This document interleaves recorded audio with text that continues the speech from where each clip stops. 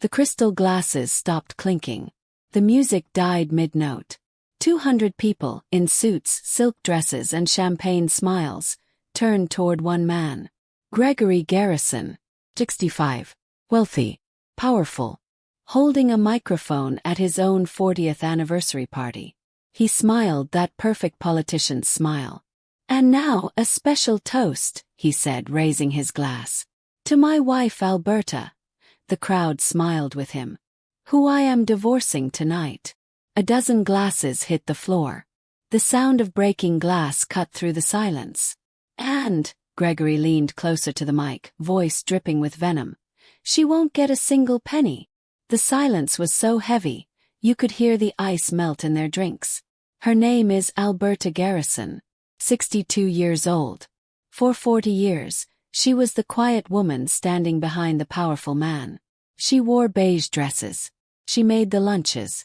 She remembered birthdays. And now, the same people who once ignored her were staring, waiting for her to break. But she didn't. She didn't cry. She didn't scream. She just looked at her husband. And smiled. Small, secret, terrifying smile. The kind of smile that says, "You've made a mistake." And for the first time in his life, Gregory Garrison felt afraid. If you've ever given your whole heart to someone who forgot your worth, this story is for you. If you've ever felt invisible or betrayed by the person you trusted most, let this story remind you. Silence is not weakness. It's preparation. Please tap that subscribe button. Let's make sure Alberta doesn't face this alone. Your click isn't just a number. It's a message. Says we see you.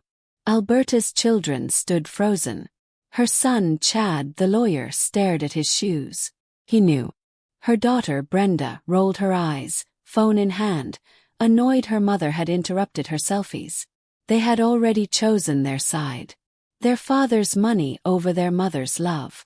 And that betrayal, that quiet, familiar kind, cut deeper than divorce ever could. Then came the final humiliation. A young woman stepped forward. Tiffany, 25. Once Brenda's friend. She walked right up to Gregory and kissed him. The crowd gasped. A diamond ring flashed on her finger. Alberta's dream ring. "He loves me now, old woman," Tiffany whispered. Gregory laughed, proud of his cruelty. He leaned in close, his voice low. "I'm not stupid, Alberta. I spent the last year moving everything. The house. Sold. New owners move in tomorrow. The car. In Tiffany's name. The accounts. Empty. My pension. Your name was never on it." He smirked. "You're 62, broke and alone. I'll send the nursing home papers in the morning."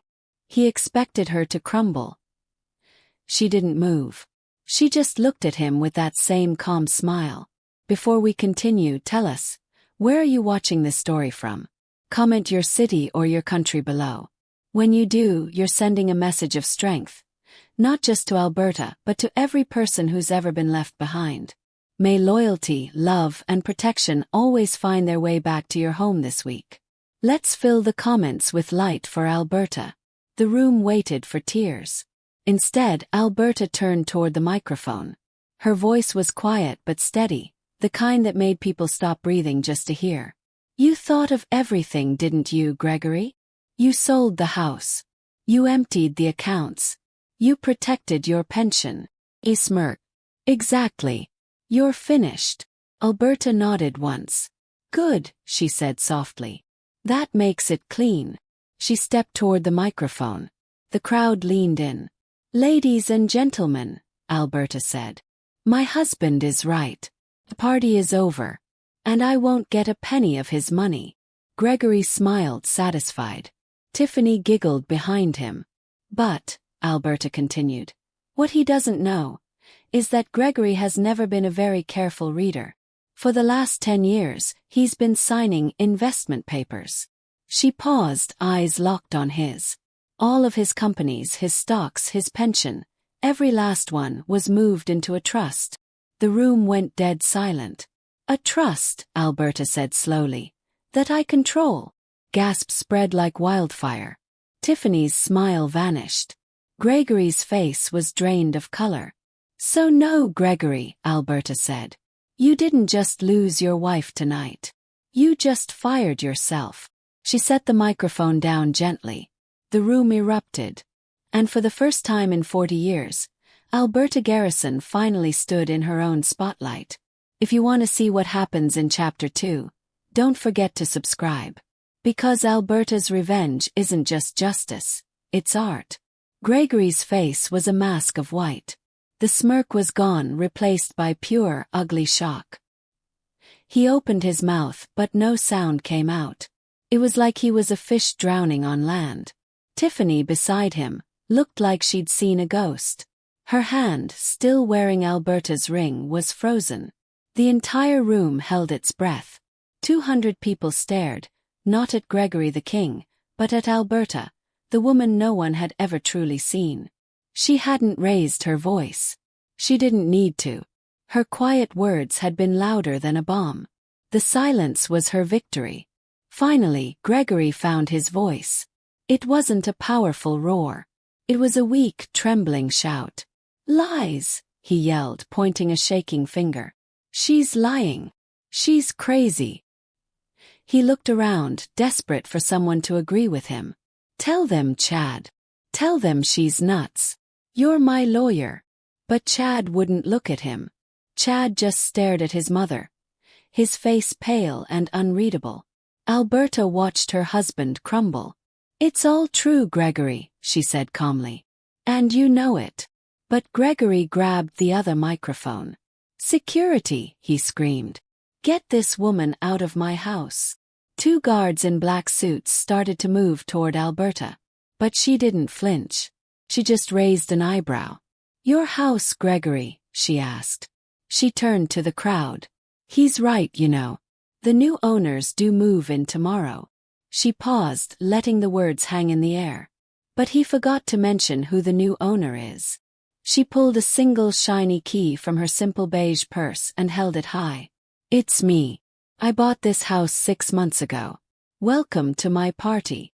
The guards stopped dead in their tracks. Gregory's mouth snapped shut. He wasn't just broke. He was homeless. That one little key changed everything. The whispers started. People who had smiled at Gregory 5 minutes ago now looked at him with disgust. They finally saw him for what he was. A bully. Fool. A few people actually started to clap. Slowly at first, then more and more. It wasn't just for Alberta. It was for every person who had ever been mistreated. They were clapping for justice. One woman, a friend of Alberta's from the garden club, walked up and took her hand. "It's about time, dear," she whispered. The power in the room had shifted completely. Tiffany saw the power shift. She wasn't stupid.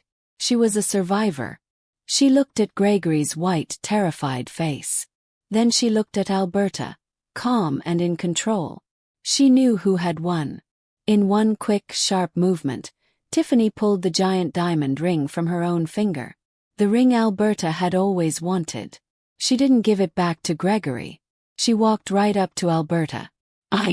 I'm so sorry, Mrs. Garrison," she stammered, holding out the ring. "I didn't know." She was begging. But Alberta just looked at her, and what she said next shocked everyone.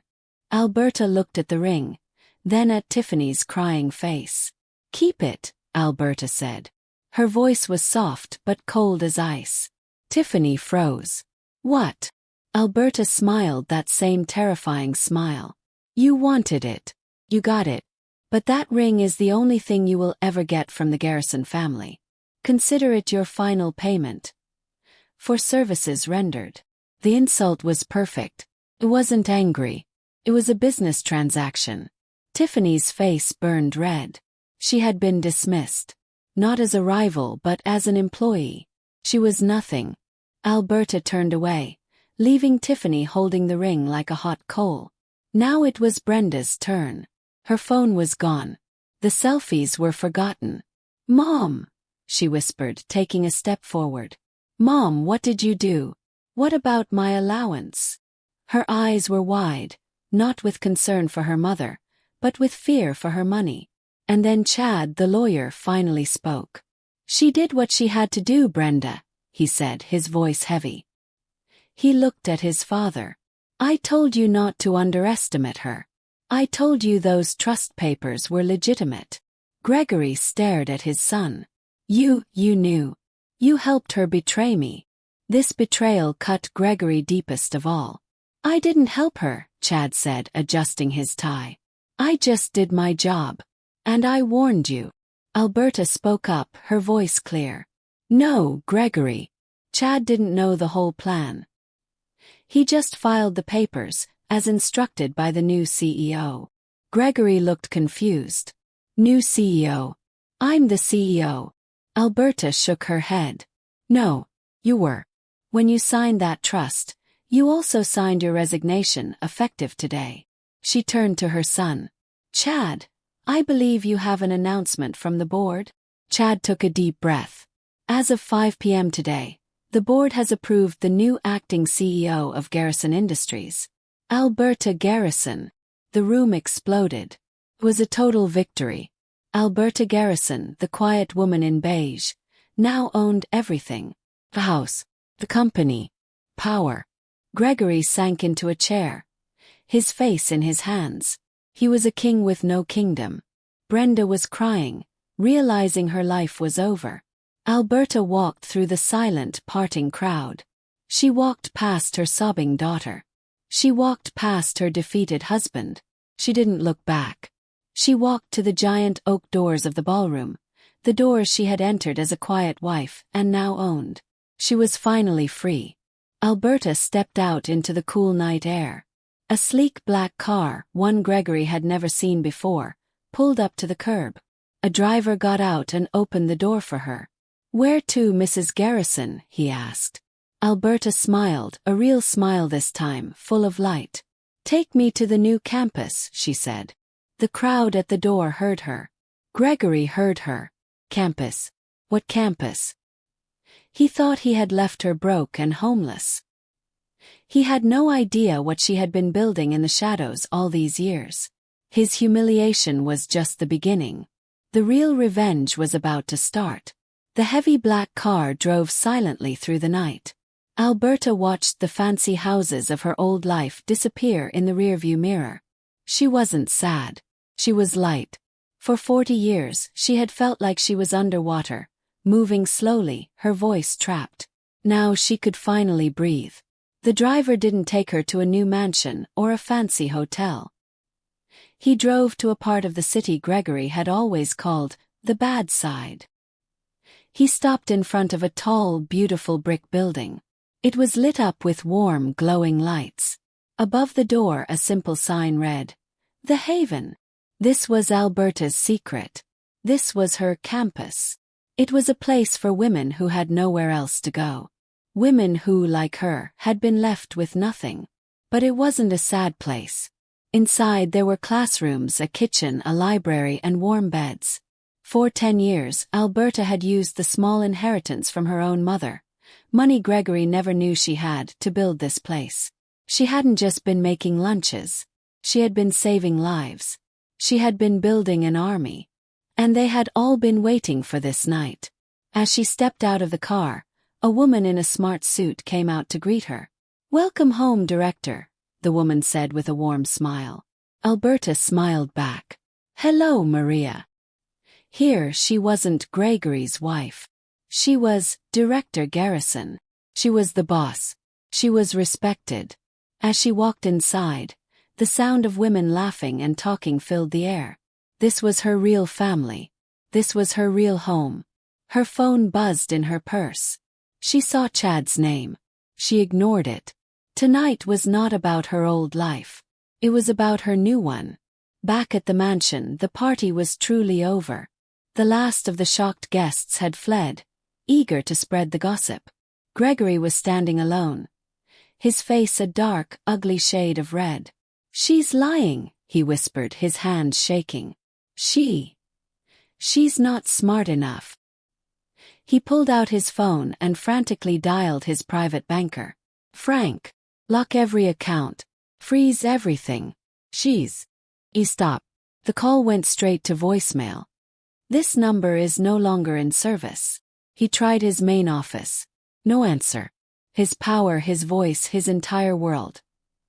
It was gone. Brenda, his daughter, finally understood. My credit card, she shrieked, checking her phone. It's declined. Daddy, my card is declined. How will I get a new car? How will I buy? Gregory turned on her, his eyes full of rage. This is your fault. You and your brother, you're just as weak as she is. He looked around the giant, empty room. This is my house, he screamed at the walls. A new voice, a security guard at the door, spoke up. Actually, sir, it's not. The new owner, Mrs. Garrison, has requested you be off the property in 1 hour. Gregory couldn't breathe. Homeless. He was actually homeless. He grabbed Chad by the arm, his fingers digging in. Ooh. Lawyer. Fix this. Sue her. Get my money back. Chad slowly pulled his arm away. His face was pale. I can't, Dad, he said. It's all legal. Hey, I checked the papers 3 times. It's perfect.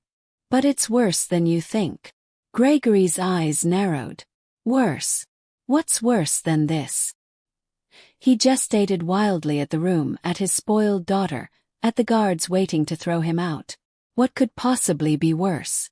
Chad lowered his voice. Dad, when you signed those papers, you didn't just give her the company. You gave her everything. You gave her the keys to the safe deposit box in Switzerland. Gregory's heart stopped. He had forgotten about the box. He thought no one knew. So what? He bluffed. It's just some old documents. Chad shook his head, looking terrified for the first time. No, Dad. It's not. I know what's in that box. It's the red ledger. The real one. Gregory stumbled back, finally understanding. He wasn't just broke. He was a criminal. The red ledger. It was a small red leather book. It was the one thing Gregory Garrison was truly afraid of. It held all his real secrets. Not the affairs, crimes, the names of politicians he'd bribed, the secret accounts where he'd hidden stolen money, the proof that he had ruined dozens of good men to build his empire. It was enough to send him to prison for the rest of his life. And Alberta had it. He had signed it all over, just to get rid of his boring wife. He had thought she was a mouse. He just realized she was a dragon. Meanwhile, at the Haven, Alberta walked into her private office. It was small and clean. She opened her desk drawer and took out her own set of keys. She walked to a large steel safe hidden behind a painting of a field of flowers. She opened it. Inside there was no money, no jewels. There was just one item. The small red leather book. She had flown to Switzerland herself 1 month ago to get it. She had been waiting. She sat down at her desk, opened the book and picked up the phone. She didn't call the police. Not yet. She called her son, Chad. He picked up on the first ring. Mom, are you okay? He's lost it. Alberta's voice was calm and cool. I'm fine, Chad. But I need you to listen very carefully. I'm looking at the red ledger. Chad was silent. He knew what that meant. Mom. What are you going to do? Alberta turned the first page. I'm going to give your father one last choice, she said. He can have redemption or he can have ruin. And he has until morning to decide. Chad stood on the pavement outside the grand, empty house, holding his phone. He had just delivered his mother's message. Redemption or ruin. You have until morning. He turned to his father. Gregory just laughed. It was not a happy sound. It was the dry, rattling sound of a man who had nothing left to lose. Redemption, he spat. She thinks she can threaten me. He paced the marble floor, his expensive shoes echoing in the empty hall. He was a lion in a cage he had built himself. She wants a war. Fine. She's going to get one. Dad, stop. Chad pleaded. You don't understand. She has the red ledger. It's over. But Gregory wasn't listening. He grabbed his son by the collar. You are weak, just like her. He shoved Chad out the front door. Get out! You are no son of mine. Brenda was already on the curb, sobbing over her useless credit cards. The giant oak doors slammed shut. Gregory was alone. He walked to his study, pulled out a cheap old cell phone from a locked drawer, and dialed the only number in it. A gravelly voice answered. It's been a long time, Garrison. Gregory's voice was poison. I need you to find someone, Mr. Steele. And I need you to get something. A small red book. Mr. Steele. The name felt wrong in Gregory's mouth. Steele was not a lawyer. He was a fixer. He was the man Gregory called when a problem was too big, too loud, or too human. Steele made problems disappear. A book. The voice crackled. That's new. Where is it? Gregory looked out the window. It's with my wife. At a shelter she runs called The Haven. There was a long cold pause. Ah, her place, Steele said. This job just got very expensive, Gregory. And messy. Gregory didn't care. Just get the book. I don't care what it takes. Just get it. Meanwhile, Alberta was not celebrating. She was in the basement of the Haven, which looked less like a shelter and more like a command center. This was her real secret. The women she had saved were not just victims. Maria, her head of operations, was a former financial analyst Gregory had personally bankrupted. Sarah, her head of security, was an ex-police detective he'd had fired for getting too close. For 10 years, Alberta hadn't just been offering beds. She had been recruiting soldiers. She had been building an army of the women he had tried to destroy. He'll never choose redemption, Maria said, looking at a wall of security monitors. He doesn't know how. Alberta nodded, holding a cup of tea. I know. But the offer had to be made. It's important to give a man a choice, even a man like him. It's what separates us from them. Maria looked at the real red ledger, now locked in a vault that would make a bank jealous. So, we release this to the press in the morning. It's over. Alberta shook her head. No. The press is too slow. Prison is too easy for him. This was the part of the plan no one knew. Alberta's redemption was not about saving Gregory's soul. It was about restoration. She didn't just want him in jail. She wanted him to fix what he broke. Her plan was to force him, using the ledger as a weapon, to pay back every single family he had ever stolen from. Not just her. Everyone. She wanted to bankrupt him in the name of justice. But first she had to survive the night. She knew Gregory. And she knew he would send someone. She just didn't know it would be Steele.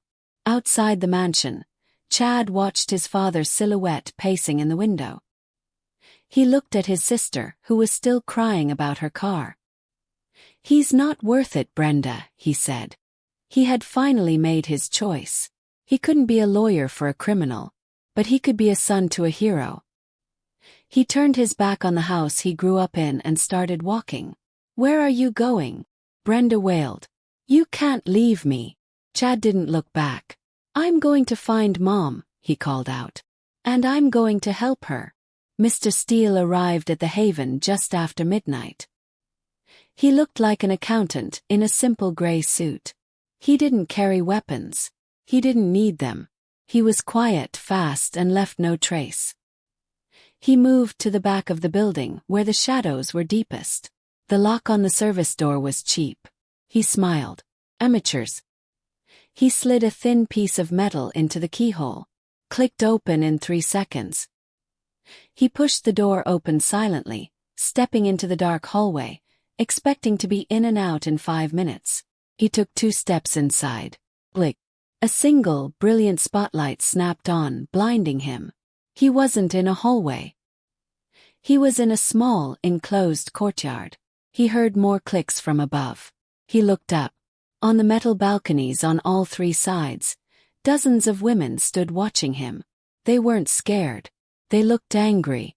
And they all held heavy-looking fire extinguishers, all pointed right at him. This wasn't a shelter. It was a fortress. It was a trap. And then the door in front of him opened. But it wasn't Alberta. It was Chad. You're not welcome here, Chad said, his voice shaking but firm. Steele almost laughed. A boy. This was their guard. Move, kid, Steele hissed. You don't know who I am. I know exactly who you are, Mr. Steele, a new voice said. Alberta stepped out from the shadows, standing next to her son. You're the man who buried my husband's first business partner. Literally. Steele froze. He never, ever left a witness. How could she possibly know that? Mr. Steele's blood ran cold. He was a ghost, a whisper. For 20 years, no one had ever seen him, let alone named him. And now, this quiet woman in a beige dress had just spoken his darkest secret out loud. He scanned the balconies. Dozens of women stared down, their faces not scared but hard, like stone. He was a professional. He didn't panic. But his mind was racing. How did she know? He was in a box, and the walls were closing in. He had only one exit, the door behind him. But he knew, without even turning, that it was already locked. You look confused, Mr. Steele, Alberta said.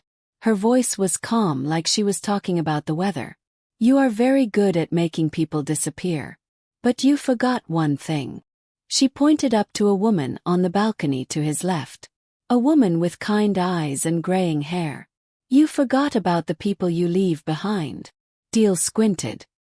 He didn't recognize her. That, Alberta said, is Amelia. She was the executive secretary you bribed to get the partner schedule, all those years ago. The guilt nearly destroyed her. So she came to me. Amelia didn't say a word. She just stared. That was worse than a shout. Then Alberta pointed to another woman. A tall, strong woman with a police officer's posture. And that is Sarah. You might remember her as Detective Miller. She was the one who investigated the disappearance. She got too close, so Gregory had her fired. Alberta smiled. She never stopped investigating, Mr. Steele. She just started working for me. You didn't just walk into a shelter tonight. You walked into a courthouse. Chad stepped forward, holding a thick folder. He was no longer the scared son. He was a lawyer, and this was his case. We have Amelia's signed testimony, Mr. Steele, Chad said, his voice firm. We have Sarah's complete file. We have the bank records of your payment from my father. We have satellite photos of the land you bought the next day. Chad opened the folder. We have you. We have my father. It's over. Steele had faced down gangsters and politicians. But he had never faced this. Family united in justice. So what's the plan, old woman? Steele sneered, trying to find his footing. You call the police. We all go down. It'll be a mess. Alberta shook her head, a look of disappointment on her face. I'm not interested in a mess. I am interested in justice. She paused, letting the words fill the small courtyard. I am offering you the same choice I offered Gregory. Redemption. Or ruin. You have 5 minutes to decide. This was the open loop. What on earth did redemption look like for a man like him? Let's cut back to the mansion. Gregory was pouring his fourth drink. The silence was deafening. Had been over an hour. Steele, his ghost, his ultimate weapon, was gone. He picked up his phone and called Steele's private number. It rang once, twice, then went straight to voicemail. This number is not available. A cold sweat broke out on Gregory's neck. He had just sent his only weapon into the one place he knew nothing about. He had no more cards to play. He was alone in the dark with his monsters. Back at the Haven, Steele stared at Alberta. Ruin. Let's start there. What's ruin? He asked. Ruin is simple, Chad answered, taking charge. I press send on an email. This entire file goes to the district attorney, who is a personal friend of my mother's. By sunrise you will be in a cell with no bail. My father will be in the cell next to you. You will both die in prison. Steele knew it was true. This wasn't a bluff. The evidence was too clean. He had been beaten. And redemption. Steele said, the word feeling strange in his mouth. Alberta stepped forward. The women on the balconies leaned in, listening. "You work for me," she said. The entire courtyard was silent. Even Chad looked shocked. "Mom, no," Chad whispered. "He's a monster." "He is a tool," Alberta said, her eyes locked on Steele. "And for 20 years my husband has used that tool to break things and to bury people. I intend to use him to fix things. And to dig." Steele was speechless. This was the most terrifying and brilliant move he had ever seen. "Work for you," he said. "Doing what?" "You're a fixer, Mr. Steele.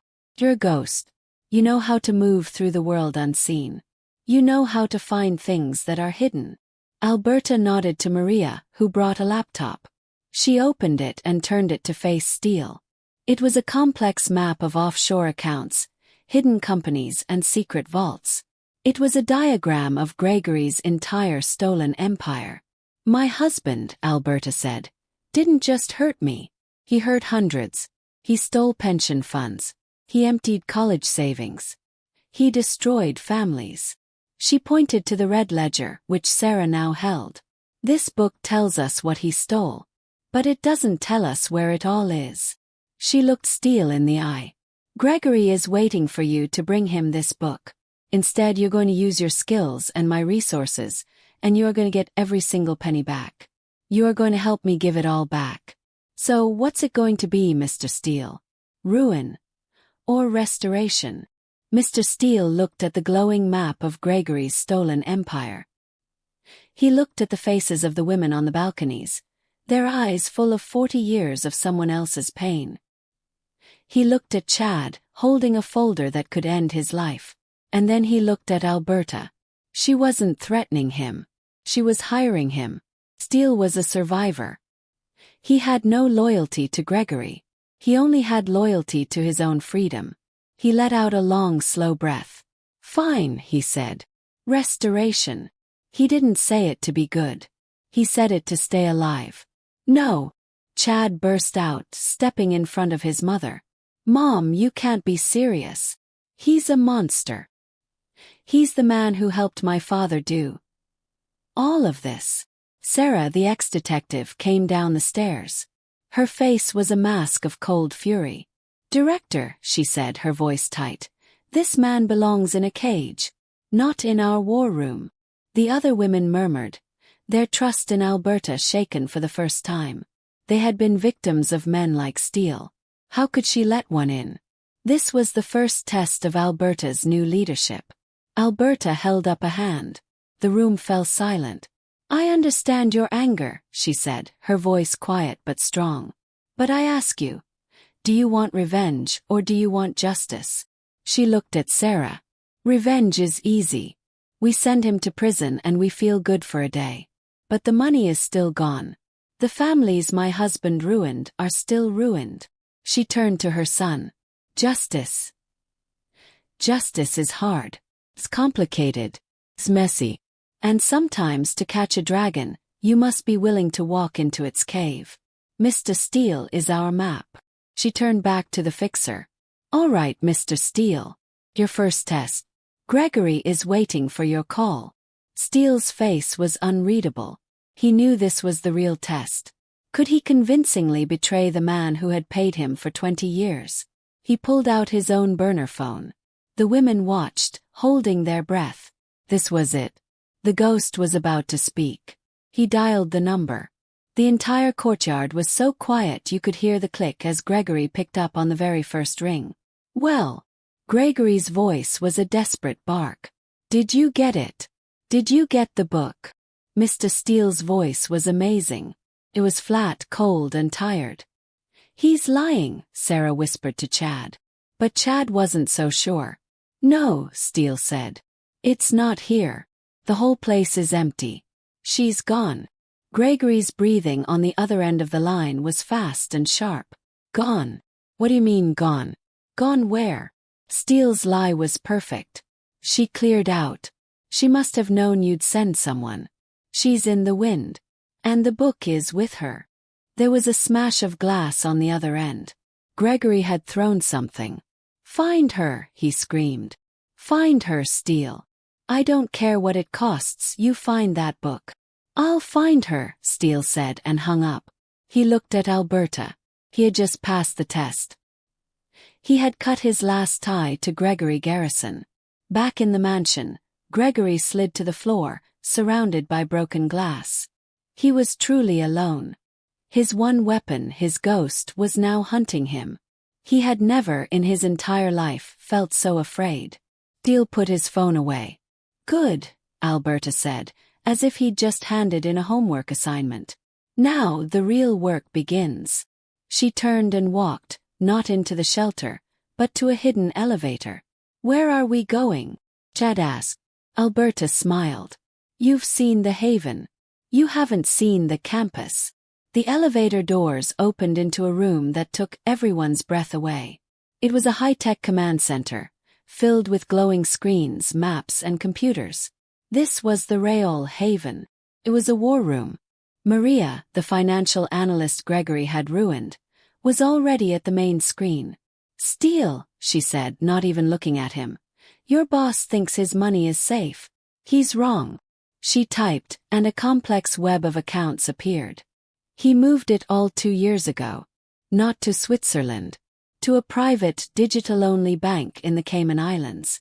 It's called the Vault. Steele walked closer, his eyes narrowing. I know this bank, he said. It's a digital fortress. No names. No paper. It's impossible to crack. Impossible is a word for men who have run out of ideas, Alberta said. Maria, show him. Maria typed again. A new screen appeared. It was a live feed. From inside the bank server room. Steele's jaw dropped. How? Amelia, Alberta said, nodding to the kind-eyed secretary. Her sister is the head of customer service for the bank's software company. She's been giving us backdoor access for 6 months. They weren't just an army. They were spies. It doesn't matter, Steele said, recovering. He was all business now. You can see the money, but you can't touch it. To transfer anything out of the vault, you need more than passwords. You need a physical key. Small titanium drive. And Gregory keeps it on a chain around his neck. He never, ever takes it off. Chad's face went white. He's right. I've seen it. He calls it his retirement plan. The room went silent. How could they possibly get that key from a man who was now the most paranoid, terrified person on earth? The war room was silent. Maria, Sarah, and Chad all stared at Alberta. Key. The one thing they couldn't get. Mr. Steele, the man who could get anything, finally spoke. It's impossible, he said, his voice flat. If he never takes it off, you can't get it. Not without him knowing. Not while he's alive. Chad nodded, his face pale. He's right. He calls it his dead man's switch. He told me once that if he ever lost it, he'd rather burn the whole company to the ground. They had hit a wall. A solid titanium wall. Alberta didn't look at the money map. She looked at a different screen.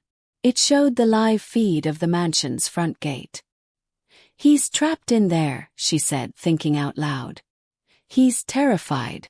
He's alone. And he just lost his only weapon, Mr. Steele. She turned to the fixer. He thinks you are hunting me, correct? Yes, Steele said. He's waiting for me to call with your location. Good, Alberta said. Then he's desperate for a new ally. A new weapon. And he thinks he has no one left. He doesn't, Chad said. He pushed me out. He disowned me. He disowned you, Alberta corrected him, her eyes sharp. He thinks you're smart. He thinks you're a traitor like me. She zoomed the camera in. On the dark pavement just outside the gate, a figure was still huddled. It was Brenda. Her phone was dead. Her tears were dry. She just looked empty. But Brenda, Alberta said. He doesn't think she's smart. He doesn't respect her. He thinks she's a toy. And that's why she's the only one who can get inside. Sarah, the ex-detective, crossed her arms. You want to use her. She's a spoiled child. She sold you out for a new car. She'll betray us the second he promises her a new allowance. I know, Alberta said. That's why we're not going to ask her to be a hero. We are going to offer her a job. Maria's eyebrows shot up. A job? What could she possibly do for us? She, Alberta said, a strange, sad light in her eyes, is going to be our Trojan horse. Chad, go get your sister. Chad drove the black car back to the gates. Brenda didn't even look up until the electric window slid down. What do you want? She snapped, her voice hoarse from crying. Come to rub it in. Mom wants to talk to you, Chad said. She's offering you a deal. Brenda's head shot up. The word deal was the only language she understood. She looked at the expensive car, at Chad's clean suit. She looked at her own ruined dress. For the first time she saw which side was winning. She got in the car. They didn't take her to the war room. They took her to a simple, clean office in the Haven. Alberta was waiting with 2 cups of tea. Brenda didn't sit. I'm not on your side, she said. Dad will get his money back. He always does. Alberta just pushed a single piece of paper across the table. It was a bank statement. That, Alberta said, is a trust fund. Has $5 million in it. It's in your name. Brenda's hands were shaking as she reached for the paper. What's the catch? I need you to go back to your father, Alberta said. I need you to cry. I need you to tell him you hate me, and that I'm a monster, and that you want to help him destroy me. Brenda looked confused. That's easy. I do hate you. I know, Alberta said, her heart aching for a moment. And then, I need you to get that key from around his neck. Brenda's face fell. No. He'll kill me. He never takes it off. You won't take it, Alberta said. You'll copy it. She placed a small, simple silver locket on the table. It looked like cheap jewelry. This is a high-speed data cloner. It works on contact. You just need to press it against his key for 3 seconds. Brenda stared at the locket. How? He won't let me that close. He's furious. Alberta stood up and walked to a monitor in the corner. She turned it on. It was a live feed from inside the mansion. From a tiny camera in the kitchen.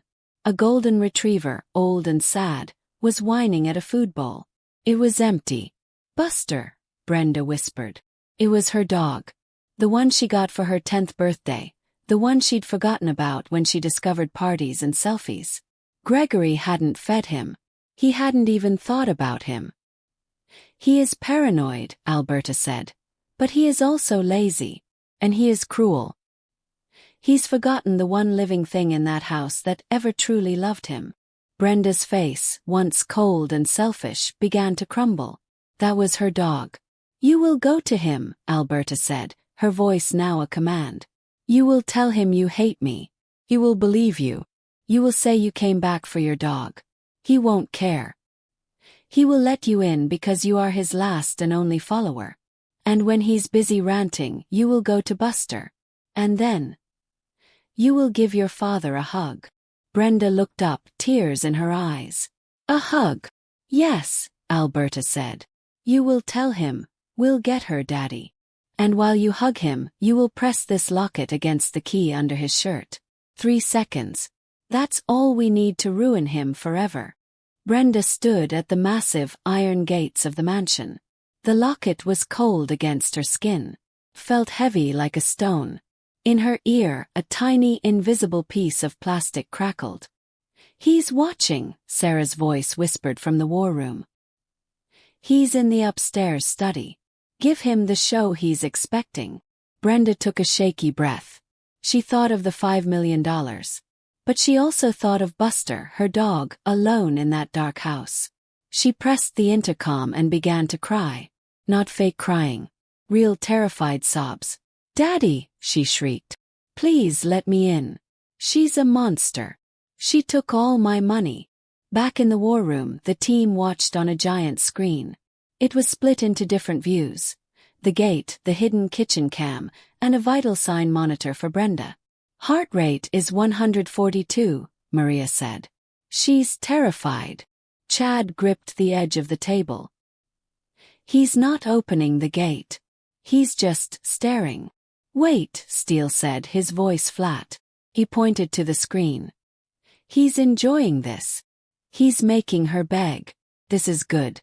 It means he still thinks she's weak. Just then a loud buzz sounded. The iron gates slowly, heavily began to open. Brenda ran up the driveway. The front door was open, and Gregory stood in the dark hall like a troll under a bridge. He looked like a madman. His hair was wild, his shirt was torn, and his eyes were on fire with paranoia. "What do you want?" he growled. "You left me. You chose her." "No, Daddy," Brenda wailed, running to him and collapsing at his feet. "I was stupid. She lied to me. She said she'd give me my allowance back, but she's crazy. She's trying to destroy us. I hate her." She looked up, her face a perfect mask of fear and regret. Gregory's eyes searched her face. He saw her tears. He saw her terror. He saw his spoiled, weak, useless daughter who had come crawling back to him. He could control this. "Get up," he snapped, pulling her inside. "Of course you hate her. We all do." He slammed the heavy door, the sound echoing like a gunshot through the empty house. "You finally see the truth. She's a snake. But we're going to cut her head off. You and me." He was pacing, his energy dark and frantic. The trap was set. Brenda was now locked inside with the monster. Brenda looked around. The house was a disaster. A priceless vase was shattered in the hall. "Daddy, what?" "She did this," he lied. "She sent someone." Brenda knew it was his own tantrum, but she nodded. "She's awful." Then she made her move. She let out a small gasp and ran toward the kitchen. "Buster. My dog. Is he?" Gregory rolled his eyes. "That stupid mutt." He followed her. Buster was there, in the dark kitchen. He wagged his tail weakly. His water bowl was bone dry. Brenda burst into fresh, real tears and fell to the floor, hugging the old dog. "You poor baby," she whispered, her voice thick. This was the moment that saved her. Gregory saw her cooing over the dog. He saw her get up to fill the water bowl, her hands shaking. This was not an act. This was his Brenda. Emotional, stupid, focused on a dumb animal while their whole world was burning down. She wasn't a threat. She was a pawn. "Forget the dog, Brenda," he barked. "We have to plan. She has a book. A red book. She's trying to ruin me." He was pulling at his hair, his mind coming apart. "I know, Daddy," Brenda said, standing up. She walked toward him, her face full of tears. "I heard them. Mom and Chad. They're working together. They said they're going to send you to prison. They said you're finished." This was exactly what he needed to hear. It confirmed his deepest fears. He was surrounded by traitors. Everyone except her. "Prison," he whispered, his voice cracking. "Me. Never. I'll burn it all down first. I'll." He was panting, lost in his own nightmare. "It's okay, Daddy," Brenda whispered. She stepped forward. "We'll stop her. We'll get her. It's just you and me now. Like it used to be." She wrapped her arms around his thick neck, burying her face in his chest. "We'll win." Gregory froze. He was not a man who liked to be touched. But he was so alone, so desperate for one single ally, that he stiffly patted her back. "Yes," he muttered. "We'll win." Under her shirt, Brenda's hand was shaking. She fumbled for the locket, pressing it hard against his chest, right over the lump of the titanium key. 1, 2, 3. She had it. A tiny green light, visible only to her, flashed on the locket. The copy was complete. She pulled away, her heart hammering. "I'm going to get my old laptop," she stammered. "Maybe my old contacts can help." "Good. Go," Gregory said, waving her away. His mind already spinning. She turned and walked. She was 10 feet away. Then 5. She was almost at the grand staircase. She was safe. Clink. The cheap magnetic clasp on the locket chain broke. The silver locket fell from her shirt. It hit the marble floor. It spun loud and bright in the dead-silent hall. It spun, and then settled right between her and her father. Gregory, whose paranoid eyes were now trained to see any threat, stopped. His head snapped down. He stared at the small, silver object. He had never seen it before. It was not his daughter's style. "Brenda," he said, his voice dropping to a low, deadly calm. "What is that?" He took one step forward and bent down to pick it up. Brenda was frozen. She had the key. But he had the cloner. Gregory snatched the locket from the floor. His eyes, already wild with paranoia, narrowed into tiny points of rage. What? This was not a question. It was a verdict. In the war room, the team watched, breathless. "Abort," Sarah, the ex-detective, whispered into her microphone. "Brenda, get out of there. That's a direct order." But Brenda couldn't move. She was a mouse, and the snake had her cornered. Gregory's thick thumb fumbled with the clasp and popped the locket open. Inside there was no picture of a loved one, just a small green circuit board.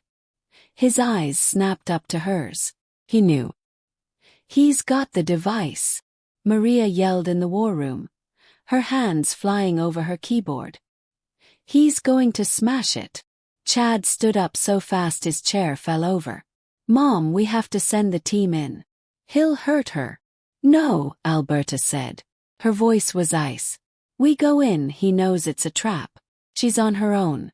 We have to trust her." Alberta watched the screen, her face a pale, stone mask. She had put her own daughter, the child who had betrayed her, into the line of fire. It was the biggest gamble of her life. Brenda's mind, which usually ran on shopping and selfies, had never moved so fast. It's a gift," she stammered. "A gift." Gregory sneered, his voice a low growl.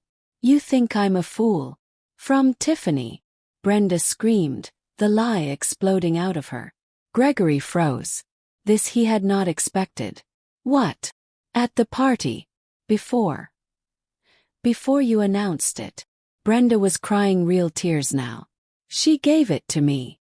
She said it was a peace offering. But I know what it really is. It's a tracker, Daddy. Or a microphone. She's spying on you. She's trying to get to your money." The lie was perfect. It was a language Gregory understood. Greed. Betrayal. His insane paranoia instantly shifted from his stupid daughter to his greedy mistress. Of course, Tiffany was young, she was ambitious. She was playing him. He looked at the locket, now seeing it as a snake sent by his new enemy. "That witch," he roared. He threw the locket against the marble wall, shattered into a dozen pieces. In the war room, Maria slumped in her chair. "The device is destroyed," she whispered. "We lost the signal. We failed. She's probably outside right now." Brenda shrieked, doubling down. "She's probably watching us." This was gasoline on Gregory's fire. He ran to the living room window, pulling back the heavy curtains to search the dark driveway. "Go!" he yelled at Brenda, his mind now completely consumed by Tiffany. "Get out of sight. Go to your old room and lock the door." "No, Daddy," Brenda cried, backing away. "I'm scared. I'm leaving. I'm going to a hotel." "She's crazy." "Fine. Go," he screamed, not even looking at her. "Get out." Brenda didn't wait. She turned and ran. She flew down the hall, her feet barely touching the floor. She ripped the heavy front door open and sprinted into the cold night air. She didn't look back. She could hear her father still inside the house, not yelling for her, but screaming into his phone. He was leaving a voicemail for Tiffany, full of threats and rage. Brenda just ran, her lungs burning, her heart hammering against her ribs. She had never run so hard in her life. A black car screeched to a stop at the bottom of the long driveway. Chad threw the passenger door open. Brenda leaped in, and the car sped off before the door was even closed. "I dropped it. I dropped it, she sobbed, collapsing against the seat. He found it. He smashed it. I'm so sorry, Chad. I failed everyone. Chad just drove, his face grim and white. In her ear, the comms were silent. She had failed. She had ruined everything. She was just as useless as her father always said she was. I'm so sorry, Mom, Brenda whispered, tears streaming down her face. I messed it all up. Then, Alberta's voice came into her earpiece. It wasn't angry. It was calm. It was proud. Brenda, honey, she said softly. It's okay. You did perfectly. Now, do you remember the little butterfly charm on your other necklace? The one you've worn since you were 16. Brenda's shaking hand went to her throat, to the cheap silver necklace she never took off. Look at it, Alberta said. Brenda fumbled with the clasp and pulled the necklace off. She turned over the little butterfly charm. There on the back, a tiny bright green light was pulsing steadily. Copy complete. Transmission successful. What? Brenda whispered. The locket was a decoy, honey, Alberta's voice said, full of love. It was meant to be found. It was meant to make him angry at Tiffany. It was just a distraction to get you out safely. Chad pulled the car over, staring at his sister in disbelief. But how? Brenda said, staring at the charm. You just had to get close, Alberta explained. You just had to give him that hug. The locket was the target. The charm was the weapon. In the war room, Maria turned from her main screen, a slow, dangerous smile spreading across her face. Transmission complete, she announced to the room. We have the key. We have everything. The digital fortress was open. And it was time to move the money. Brenda sat in the car, staring at the little green light on her charm. It was still blinking. Success, success, success. She did it. She had fooled her father. She had saved the mission. She looked at Chad. He was not looking at her with his usual annoyed face. He was looking at her with respect. He reached over and put his hand on her shoulder. You were brave, Brenda, he said. Really brave. She had never heard him say anything like that. A small, real smile touched her face. Maybe she wasn't just a selfie queen after all. When they walked back into the war room, everything stopped. The room full of powerful women, Maria, Sarah, and all the others, just looked at her. Brenda felt her face get hot. She thought they would be mad about the locket.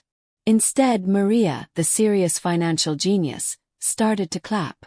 It was slow at first. Then Sarah joined in. Then the whole room was clapping for her. They were clapping for Brenda. She had finally done something right. She had finally found her team. Alberta walked up to her daughter.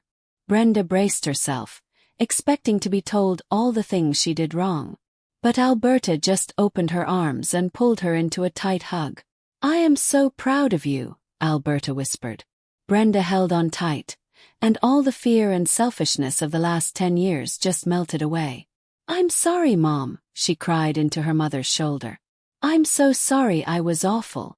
Alberta just held her tighter. I know, my love. But that's all over now. Welcome home. All right, Maria said, her voice full of energy. She turned to the giant screen. The hero did her job. Now it's my turn. She put on her headset. Brenda's key worked. I am inside the vault. The screen changed. Showed rows and rows of numbers. So many numbers it made Brenda's head spin. This is it, Maria said. Gregory's entire stolen world. Billions of dollars. I am starting the transfer. A blue bar appeared at the bottom of the screen. Transferring funds. 1%. 2%. They were winning. But back in the mansion, Gregory was staring at his other phone. The secret one. A bright red warning was flashing on its screen. Unauthorized access in progress. His blood turned to ice. He finally understood. The locket, Tiffany, was all a trick. It was her. It was always her. She got it, he whispered, his voice a dry rattle.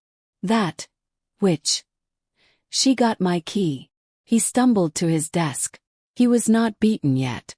He had one last move. One final, terrible choice. He unlocked a secret drawer. Inside there was a small box with a single glowing red button. Chad had called it the dead man's switch. If Gregory pushed this, he would not just delete his own money. He would unleash a powerful virus. It would destroy the entire bank. It would wipe out the accounts of thousands of other innocent families. If I can't have it, he hissed, his eyes wide and crazy. And no one can. He slammed his fist down on the red button. In the war room, a terrible siren sound blared. A new window popped up on Maria's screen. Warning. Main server deletion initiated. Time until total wipe. 10 o'clock. 9:59. 9:58. He did it, Chad yelled. He's burning it all down. He's destroying everything. The transfer bar was only at 10%. It's too slow, Maria shouted. There's too much data. I can't get it all out in time. They were going to lose. This is the moment. This is the test. Alberta's team of forgotten women went up against a monster. And they are so close to justice. If you believe that good must win, if you believe in the power of a mother fighting for what is right, then please help the story be seen. Tap that like button right now. Click subscribe so you can be here to see what happens in the final, heart-stopping minutes. And please, share this with someone who needs to be reminded that even when things seem hopeless, there is always a way. Wait. Mr. Steele, the fixer, spoke for the first time. His voice was cold and calm. There is one back door. A lifeboat account. It's separate from the main server. The virus can't touch it. Can you get us in? Alberta demanded. Yes, Steele said. But it's small. We can't save all the money. We can only save one thing. The timer was now at 8:12. Gregory was laughing, watching his own screen count down to 0. He was winning. What do you mean? Chad asked. What's in there? He has a digital copy of the Red Ledger, Steele said, his fingers flying across a new keyboard. His insurance policy. It's hidden in that lifeboat account, along with one emergency fund. He looked at Alberta. The room was dead silent. The clock was ticking. We have to choose. Right now.